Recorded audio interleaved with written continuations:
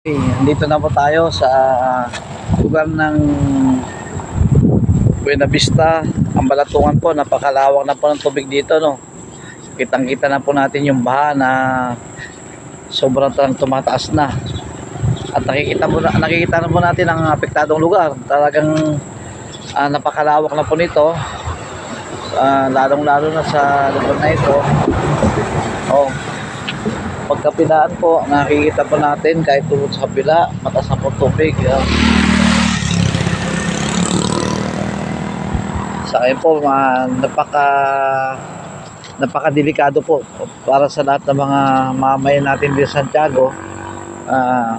Sana po panatilihin po natin na maging maingat po tayo palagi sa mga gagawin po natin, lalong-lalo na dito sa lugar ng ang Balatungan tsaka Buena Vista.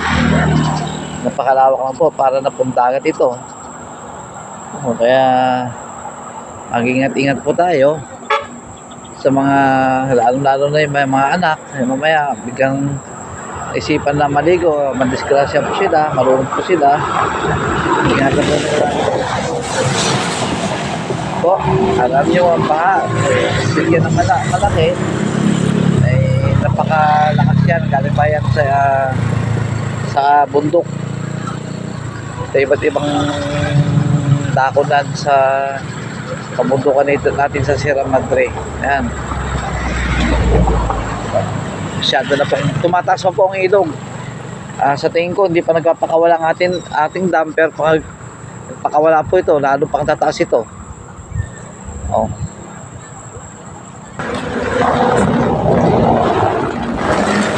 okay, hindi tayo ngayon. O, kita niyo po yung kahoy na mataas po yan. Halos kasing taas ng dalawang antena po yan. Lubog na po yan sa baha. Yan. Andito na po sa gilid ng daan yan. O. Daan na po ito. Daan na po yan. O. Daan na po yan.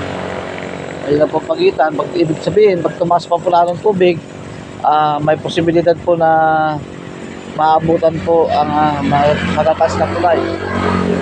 At kitang-kita po natin talagang sobra